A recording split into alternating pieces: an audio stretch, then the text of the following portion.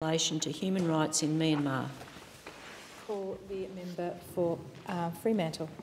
Thank you, Deputy Speaker. I ask leave to amend notice number 1, private members' business, in the terms circulated to honourable members. Is leave granted? Call the member for Fremantle. I move notice number 1 as amended relating to human rights in Myanmar in the terms circulated to honourable members. Deputy Speaker, the ethnic and sectarian conflict in Burma continues to involve serious and persistent outbreaks of murder and violence against the Rohingya, a Muslim minority of some 800,000 people who are concentrated in Rakhine State, which in the north borders Bangladesh. Though Burma is home to more than 130 recognised ethnic groups, the Rohingya have been denied recognition, and the government continues to regard this group as comprising an illegal migration from Bangladesh, despite evidence that Muslim communities have lived in Rakhine State for centuries. There is substantial evidence of widespread discrimination against the Rohingya, and this has been enabled and exacerbated by both government policy and government inaction. As a result, the Rohingya have been subject to very serious oppression and to human rights abuses, including violence, dispossession and forcible displacement. The purpose and effect of the mistreatment of the Rohingya has been a form of ethnic cleansing.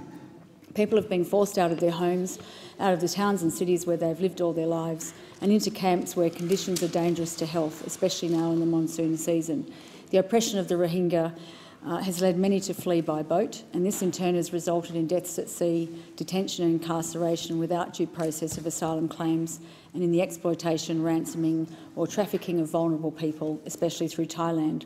Unfortunately, the transition that took place in Burma in 2011 from military-based authoritarianism to a fledgling form of democratic civilian government has released some long-contained antipathies in places like Rakhine State, and certainly the Rohingyas have been comprehensively targeted since that time.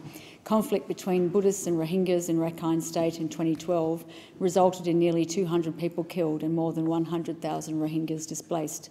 With international concern growing, Burma's President Thein Sein commissioned a report into the situation in Rakhine, but its recommendations, released in April last year, were in large part unhelpful in terms of moving towards a lasting settlement of the issue. The report referred to the Rohingya as Bengalis, a clear suggestion that they emanate from and belong in Bangladesh, and also made reference to the need for family planning advice, which adverts to a common prejudice regarding the birth rate of Muslim minority groups. Other government initiatives have involved seeking to register Rohingyas for resettlement, but this first required them to identify as Bengalis, which understandably they refused to do. In May this year, a draft law was published which would ban religious conversions without prior consent, another measure that reinforces a prejudicial perception that the Muslim minority is seeking to grow through intermarriage. Deputy Speaker, this approach is not a recipe for peace and reconciliation, let alone for the sensible and proper integration of the Rohingya within the mainstream of civic life in Burma, with the human rights and protections that such conclusion would guarantee. I'm glad that Australia has made a contribution to addressing the crisis in Rakhine State, including through the provision of nearly $6 million in humanitarian aid, which makes us one of the largest contributors of assistance. But there is more that can be done, and there is more that we must do. Only through persistent and coordinated international pressure can the plight of the Rohingyas be alleviated. In circumstances where the Burmese government's capacity and willingness to prevent further oppression of the Rohingyas is inadequate and uncertain, it is essential that there be greater scrutiny and direct on-the-ground assistance provided by relevant UN agencies and by humanitarian NGOs. As it stands, the involvement of the Office of the High Commissioner for Human Rights occurs by deployment of personnel from Bangkok, when it would be far preferable if that office could maintain an appropriately resourced presence in Burma itself.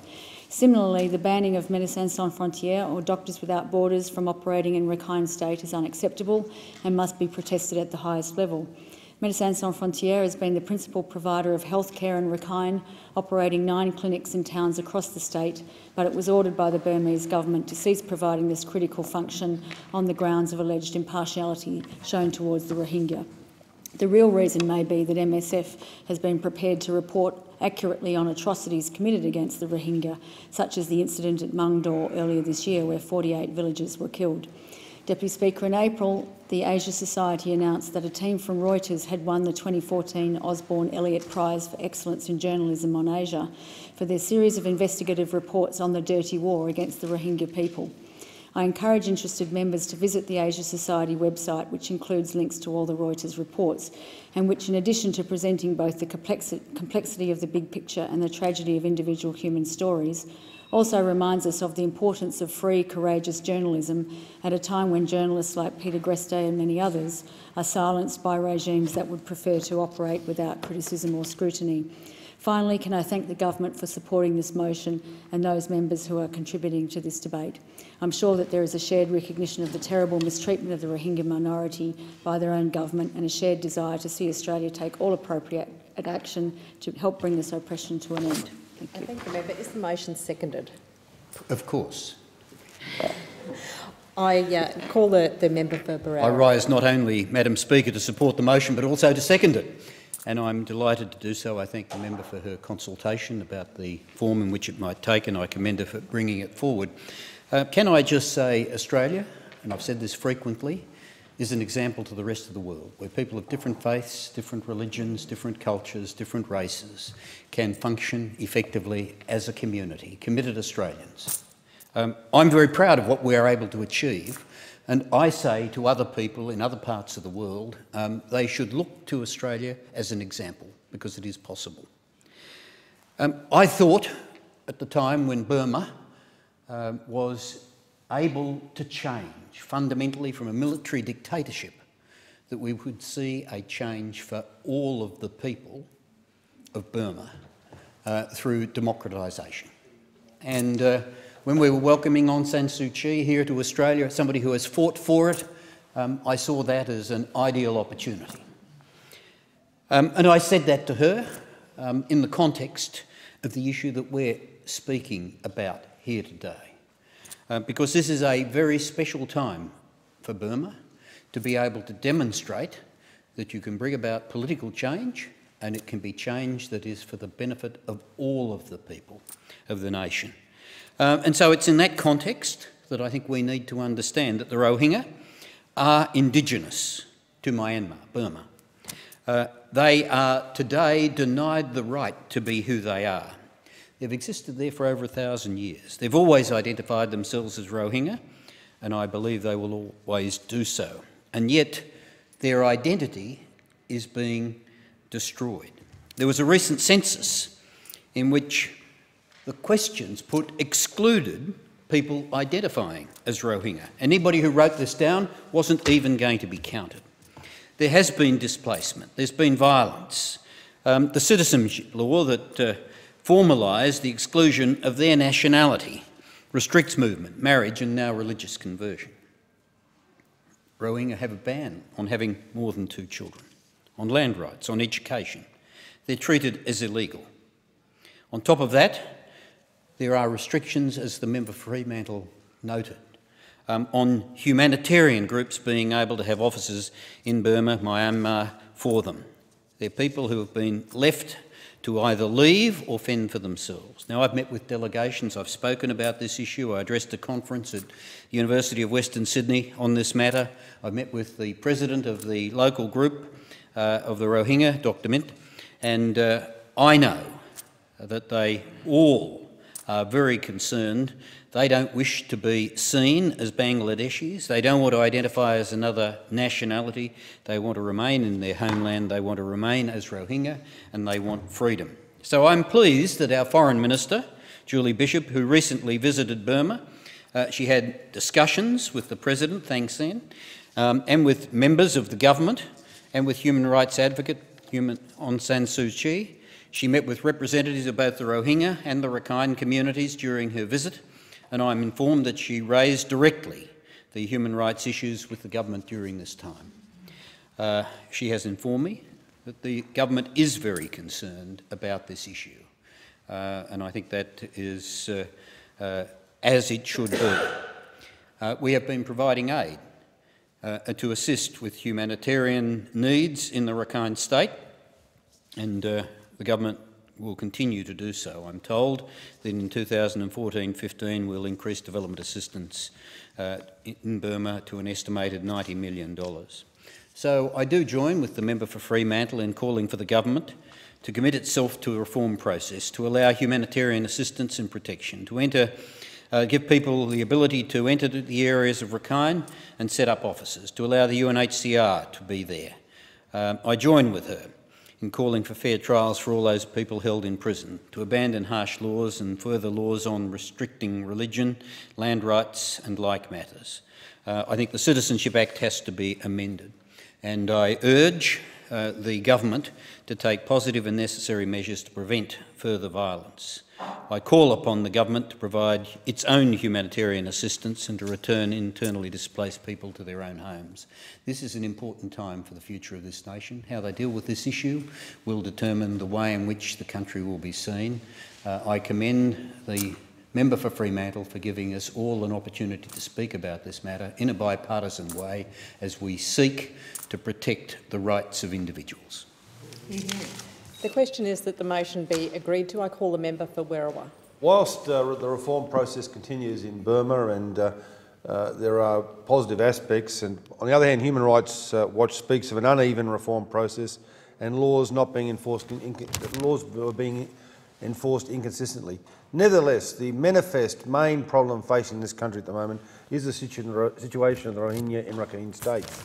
And I think it's very important on this particular issue that we do have a voice, because whether it was the first NLD delegation to come to this country and come to the dining room and discuss the issue with us, whether it was Aung San Suu Kyi's performance at the Sydney Opera House, or whether it was a group of Democracy 88 activists who came here in the last parliamentary sitting, we've had a situation where even those people that we associate with about the call for democracy and human rights in Burma have been found somewhat wanting on this issue. There's been clearly a reluctance by the reform forces in Burma to confront the issue fully because of the unpopularity of the situation and, I guess, the controversy. I'm pleased that we do join with the US Congress, which on May 4th, through the intervention of James P. McGovern, Democrat, Massachusetts, resolved to call for the end of the persecution of the Rohingya people, spoke of the need to recognise them as an ethnic group, and spoke of, quote, the situation being dire and deteriorating. It is important, particularly on this issue, that those who have been associated over a long period of time in seeking to diminish the authority of the government in Burma, who are still campaigning for constitutional change, at the same time reiterate that we are absolutely dissatisfied with the situation of the Rohingya. It's not only what happens to them in Burma, it is, as some speakers have indicated earlier, what is happening to them outside once they're expelled. We're in a situation where Thai authorities at one stage drove boats into the sea. Refugee claimants were actually forced to be drowned in their waters. We've got a situation where refugee claimants and others in Thailand are being hugely exploited in the prawn industry and the broader aquaculture industry.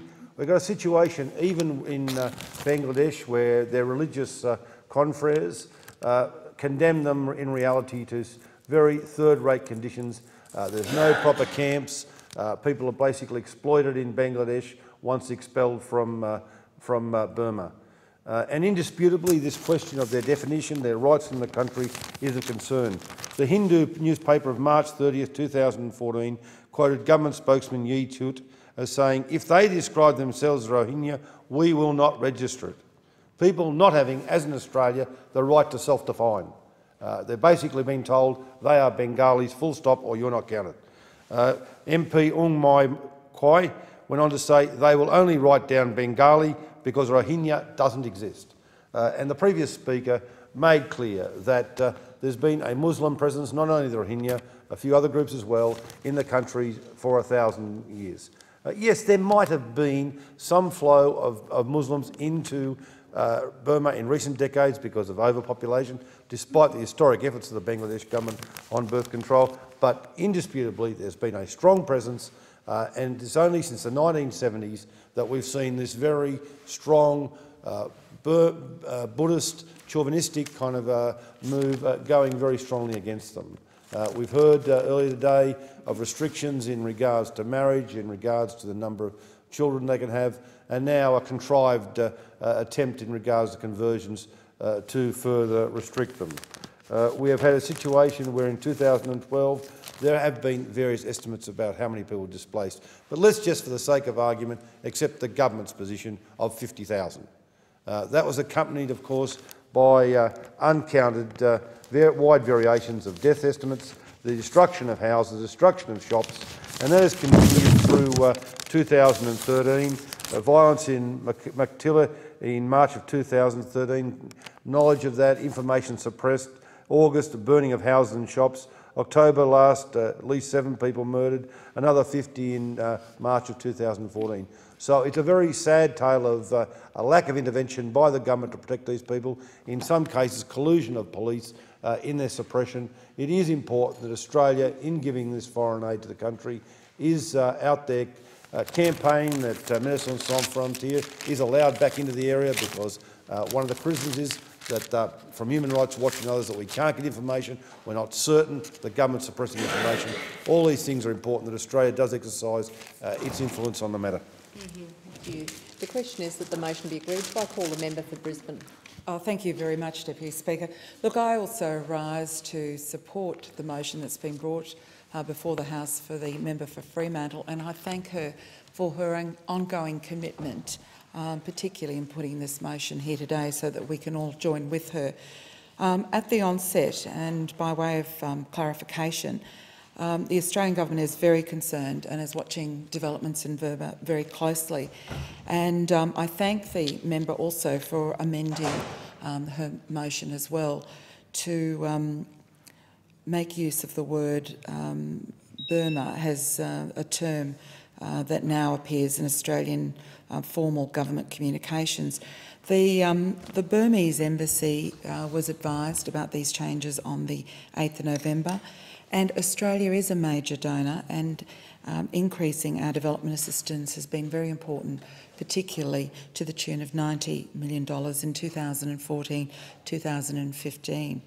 I had the privilege of visiting Burma 2 years ago, and to see some of the reform processes that are currently undertaken. And Australia is committed to helping Burma through the next stages of its development.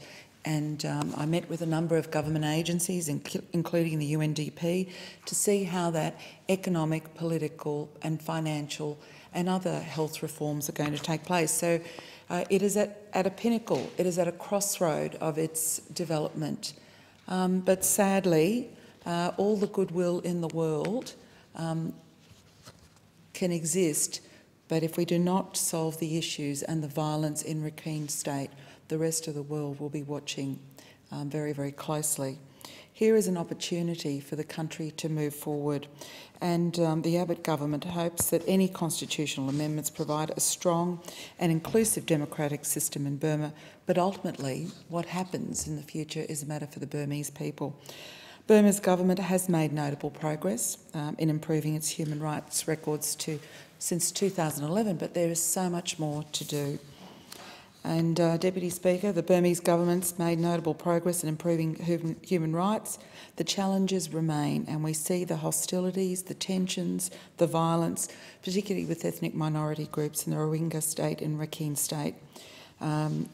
It would be great to see the independence of the judiciary, and the ongoing allegations of abuse by the military, including the use of torture and land grabbing, must be reformed. They cannot continue to exist.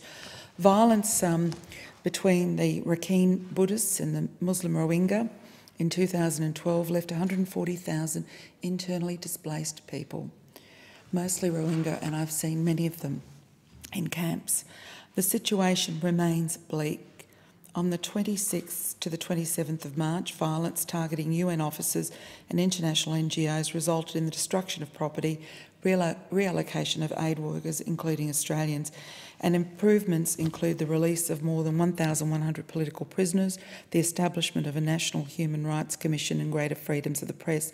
Australia raises our concerns about the situation for the Rohingya and human rights more generally and directly with the Burmese government.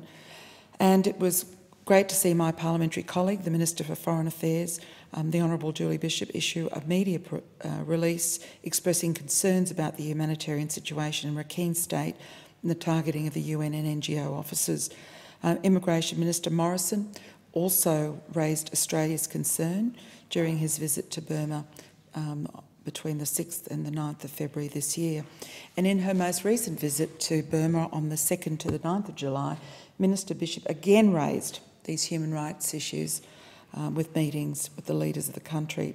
Deputy Speaker, Minister Bishop met with representatives from both the Rohingya and the Rakhine communities during this visit. Australia is very, very concerned about what is happening in Rakhine State, and the Australian Government continues to assist affected people in Rakhine State through the direct humanitarian assistance and has provided $10.7 million since the violence in 2012. This makes Australia one of the largest humanitarian donors to Rakhine State. Our support is provided on the basis of need and doesn't discriminate between ethnic groups, and it also extends to providing an additional $12 million in providing support to the broader peace process in Burma. Peace is absolutely essential for the country to achieve its long-term stability and economic growth. And again, I wish to thank the member for Fremantle for allowing us to join today in a most bipartisan way. The question is that the motion be agreed to. I call the member for Bruce. Thank you, Acting Deputy Speaker. I join with other speakers in thanking the member for Fremantle for bringing forth this motion. It's a comprehensive motion which outlines in key point form a number of the very serious issues facing the Rohingya within Burma, but also goes to the question of a number of specific actions that need to be supported by the Australian Government and internationally to ensure that there are actually some effective change within that environment. And so there's obviously a lot of thought gone into it. I also visited Myanmar a couple of years ago with the member for Brisbane and others to actually view some of the aid programs that were being undertaken there by international organisations, and also to try and get a sense of what was occurring within Burma with respect to the process of political change. I think we can all agree that there's no doubt that Burma, coming from the martial law, extreme dictatorship of a military nature that has been in place since the 60s, through until now, a situation where there has been, I think, genuine attempts to try and embrace democracy, is a story that is still being written, but that what we saw when we were there was certainly some movements in the right direction, and I think we all encourage those movements. But the fact of the matter is there is still a long, long way to go, and the journey that the Burmese people are travelling and the Burmese political leadership is seeking to pursue has a long, long way to go. And perhaps no group in Burmese society has further to go in terms of getting a fair go than the Rohingya, amongst a number of other ethnic minorities within Greater Burma. The fact is, the circumstances faced by the Rohingya is particularly debilitating with respect to how they're treated. As other speakers have said, there is actually a situation where their ethnicity is not recognised. They've been called basically and recognised internationally as one of the largest stateless people in the international scene. They lack rights. They lack the capacity to be able to perform as normal members of civil society. Then they've been victim to persecution and to violence, sometimes at the hand of extreme elements of the Buddhist community, but often, sadly, in a situation where it's with a silent sense of approval, or at the very least acquiescence from some elements of the Burmese government and civil society. That's why it's important that international organisations are able to get into Burma and properly engage. That's why it's important that aid organisations can operate freely and safely within the areas where the Rohingya remain. That's why it's important that there's a conversation internationally, but also an engagement with the Burmese leadership about why it's important that these issues are taken seriously. There's no doubt that under President Sain there has been steps taken in the right direction, and we welcome that and we encourage it. But as international citizens, we also have a responsibility to ensure that progress is ongoing and that those who have difficulty being able to speak for themselves are supported in international forums and in parliament such as this. So I welcome the statements from members of the government about the actions that have been taken by the Foreign Minister and by the government as a whole with respect to aid, and also with respect to raising issues with the Burmese leadership. But I think it's important that as a parliament we also make it clear that that is merely a step along the road. The changes that are needed in terms of ensuring that the Rohingya have the rights to participate within Burmese society must take place. The opportunity for Rohingya families to be able to live, to gain an education, to celebrate their religion and also be valuable members of civil society are steps that need to be taken. We need to combine an encouragement to the Burmese leadership to keep moving forward and to recognise the achievements that they have had so far, with the fact that there must be an unwavering commitment from the international community to ensure that those who are not getting a fair go do get a fair go in Burma as it develops into the future. The member for Fremantle has done credit to herself and to this House by raising these issues, by outlining what needs to be done and to ensure that we encapsulate in a motion the sorts of actions that are required to ensure that the Rohingya get a fair go. The question is that the motion be agreed to. I call the member for Reid. Thank you, Acting Deputy Speaker. I've only been in Parliament a short period of time, but far and away this is my favourite part, when both sides come together and speak about issues that unite us, not divide us. And in my way of thinking, Acting Deputy Speaker, we spend a lot of time in this place talking about things that divide us, and this is Australian Parliament working at its best. So I would like to not only speak in favour of the motion, but commend the member for Fremantle. There's not a lot, there's probably no better example, although we are on different political sides, there's not a lot that the member for Fremantle puts up to this chamber and the main chamber that I don't agree with, and today is no exception to that. The sectarian unrest in parts of Burma, in particular the Rakhine State, continues to be an issue of concern for the Australian government. Also of concern is the continuing impact of the 2012 violence between Rakhine Buddhists and Muslim Rohingya, which left 140,000 people internally displaced. I note that this government has made regular representations directly to the Burmese government regarding this ongoing situation. The recent violence targeting UN officers and international NGOs is also deeply concerning, and I acknowledge the member for Fremantle's background working with the UN, and I know the pride and passion she has in that organisation. And that is a truly worrying thing, because these aid workers are needed and they have had to be relocated safely. Many of these aid organisations provide important humanitarian, medical and other assistance to communities throughout the Rakhine State, and the relocation of these workers has left many of Burma's most vulnerable people without access to medical services, water, food or sanitation. Australia continues to assist the people of the Rakhine State through direct humanitarian assistance and has provided almost $10.7 million since the violence in 2012. This makes Australia one of the largest humanitarian donors to the Rakhine State. I commend the Foreign Minister for raising Australia's concerns relating to the most recent unrest during her visit to Burma earlier this month. I also commend the Immigration Minister for similarly raising Australia's concern during his visit to Burma earlier this year. The Australian Government continues to watch the developments in Burma closely and acknowledges that significant challenges remain.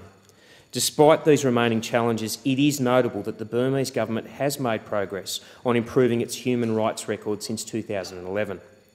These improvements have seen the release of 1,100 political prisoners, the establishment of a National Human Rights Commission and greater freedom of the press. A report on constitutional reform from Burma's Parliament was provided in January this year, and a Charter Amendment Implementation Committee has been established to develop a law to amend the Constitution.